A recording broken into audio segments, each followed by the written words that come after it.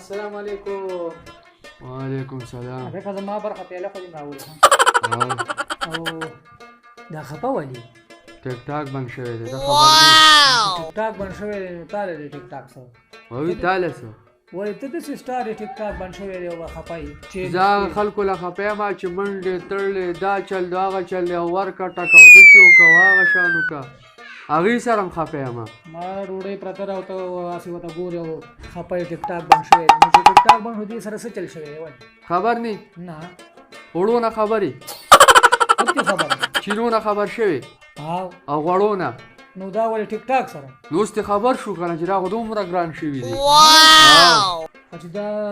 د وړو تیلې په 1400 روپۍ دا ټیک ټاک بند شوی دی دا ټیک ټاک د لاسه او دا چیني د ټیک ټاک دی کار شوی ما مخه پکېږه داسې کار دی که نه دا ډوډۍ وخوره دې تا ته خبره کوم نه دا نه خورم الله به خیر کړي ما نه مې تېرېږي یاره هغه هر څه راته مخې مخې ته کېږي بتې خوره چې ستا تېرېږي نه نه ډوډۍ خو ما ټیک ټاک بند شوی دي کولی یې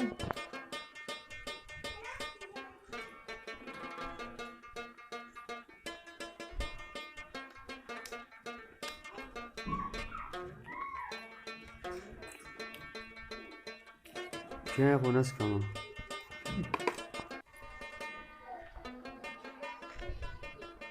ها نو ته اوس په دې خبرې ټیک ټاک بند دی ډوډۍ دې وخوړه اوس زما خبره وره ته ټیک ټاک په چې خفه وې په ټیک ټاک کې کم داسې ښه کار کېدو خو هلکان هم ځانونه په شرمونو شرمولي وو جنکیانو شرمولي وو دلته وګډېږه ولته وګډې ګوره مونږ به پکې ګپ شپ لګولو